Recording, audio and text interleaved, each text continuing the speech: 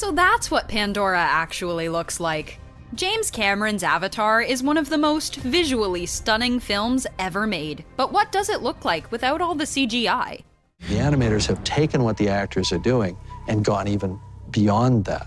Neytiri lives a pretty unique lifestyle as one of the Na'vi on the planet of Pandora. One of the things that we see Neytiri partake in is drinking water from a leaf. But because director James Cameron loves to rely on technology innovation, the way that the scene was actually filmed without CGI may surprise you. Zoe Saldana was required to work with a gray plastic contraption to model as the leaf, while holding a water bottle covered in duct tape to simulate water coming from the tape. We guess that's why they call it movie magic. It's the most high-tech film in terms of its execution. You may or may not have had an awkward kiss in your life, but it probably wasn't as awkward as it was for Sam Worthington and Zoe Saldana when they had to kiss as Jake and Neytiri while filming Avatar. While in the movie itself, with all the added CGI, the scene plays out romantically. Without all the CGI, Worthington and Saldana had to kiss with their motion capture jumpsuits and with green dots all over their face, so that the motion capture on their characters' CGI bodies would be accurate and more real. We created a manually operated gimbal rig that they could balance on. One of the most exciting action scenes in all of Avatar was definitely the flying Banshee. Obviously, a lot of CGI was needed to be done to bring the Banshee to life, as there's no living, real-world counterpart to the creature. In order to capture Jake flying on the Banshee, Sam Worthington was required to fly on the back of a moving plastic structure, where he'd be flung around with wires, all while wearing the motion capture suit. Honestly, we think we'd just prefer the ride at Disney World that seems a bit more comfortable. See them flying these things, they're working hard. It's always intense whenever anybody in a movie yells, but when a blue-skinned alien like Neytiri yells, it's even more powerful. You will never be one of the people! Despite the goofy motion capture getup and the silly plastic Na'vi ears, Saldana was still able to be quite intimidating on set. Layers of additional CGI were added in order to make Neytiri and the rest of the Na'vi look even more real in the film. You definitely wouldn't want to tick Neytiri off. I at least have no idea that I'm wearing this. I feel like I'm blue and I'm 9 feet tall. The big villain of Avatar was Stephen Lang's Colonel Miles Quaritch, who, unlike a lot of the other characters who required CG, is actually a human. One might assume that the Colonel's mech suit design was all CGI, but they would be wrong. The main core design of the suit was a practical effect, but it was the arm and the digital screens that were later added with additional CGI work, in order to make the suit a more formidable force to the Na'vi. The final product proved to be quite the treat to the Na'vi, and made Lang's Colonel an even more memorable villain. With rumors that he'll be back for the sequel, he may even bring that mech suit back. Oh yeah, who's bad? That's right. One of the first dangerous creatures that Jake encounters in the jungles of Pandora is the fierce Thanator. While the Thanator is quite intimidating on screen, the creature wasn't much to look at before the CGI was added. In fact, before the CGI was added, standing in for the Thanator was a red tennis ball on a long gray stick held by a crew member. In order for the actors to go on cue, the crew member holding the Thanator's stand-in would lunge at them. Life on Pandora would likely be much easier if all the Na'vi had to worry about was a tennis ball on a stick.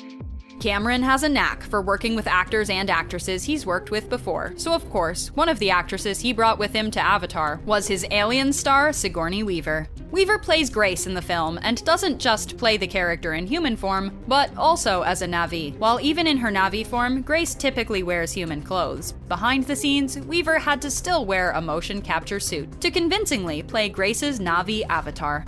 From Alien to Ghostbusters, Sigourney Weaver has clearly made her mark in the sci-fi genre. We had horses galloping around this place. It wasn't just the human actors who were behind motion capture technology on the set of Avatar, as actual horses were used under motion capture technology for the dire horses. The horses were equipped with dots on their body, much like their human co-stars, in order for them to be transformed later with visual effects. The horses were brought to the soundstage of the film, and Cameron would film the actors behind the Na'vi riding the horses with the special technology that would allow him to be their CGI counterparts as they were filming. Who knows, maybe those horses went on to take other motion capture roles as well.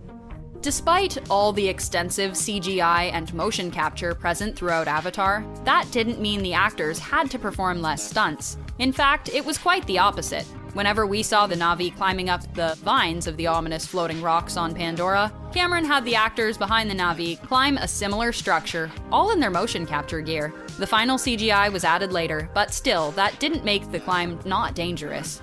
Though you can't really become one of the Na'vi without at least getting a little bit rugged with yourself and your environment. Motion capture wasn't always available when capturing scenes with the Na'vi, especially when they shared the screen with the human characters. When recording the scene where Jake first wakes up in his Na'vi form, Cameron filmed the actors playing the human doctors working around an empty gurney. Behind the lens of Cameron's camera, he was able to see the CGI character.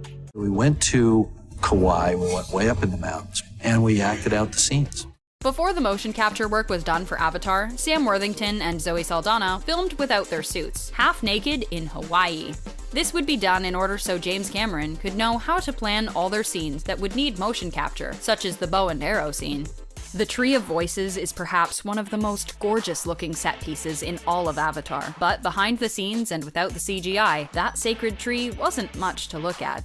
In fact, the trees were mainly just pieces of rope that were used to simulate the long leaves and branches of the trees that Neytiri would present to Jake. The final CGI would be added into the production later. To say these stunt guys, I mean, they gave us their all. The Na'vi clearly have a different culture than what we're used to, and Cameron wanted to display some of the tribal customs of the main tribe in the film. The group of 4 actors may not have had the biggest roles in the film, but that didn't mean their work wasn't difficult. These actors ultimately had to memorize a tribal dance of the Na'vi in all their motion capture suits. Now that's true commitment to the craft. If this was CG, I could have moved that in 30 seconds. So the whole time I was shooting the virtual camera, I was complaining that it wasn't live action. While there were times on set where James Cameron and his crew had more accurate models of the Dragon assault ships, there were times where the models wouldn't be enough. In order to film the scene, Cameron had the motion capture board use a metal-like chair in the middle of the set that would be moved around by crew members. A fan was also placed in front of the actors in order to properly capture the wind blowing in their characters' faces. While the real set may not have been as exciting as actually flying on a ship as a Na'vi on Pandora, the cast and crew certainly made the most of it. They developed the most lightweight 3D system possible, so it's a very sophisticated technology. The 3D, much like the CGI, had to be recorded in a distinct way, using 2 cameras. This scene where the Colonel is attacked on his mech by one of the Na'vi used 2 cameras to perfect the 3D and the CGI. One camera would be used for the live-action elements, and the other would be used for the CG 3D elements. I need you to put up $10 million to prove we can make this movie. Avatar is one of the most influential films made in the last 20 years, and the CGI is an important reason why. From Cameron's innovative ways of incorporating the CGI to the commitment for authenticity by the cast and crew, Avatar's production was clearly top-notch. What was your favorite CGI element in James Cameron's Avatar?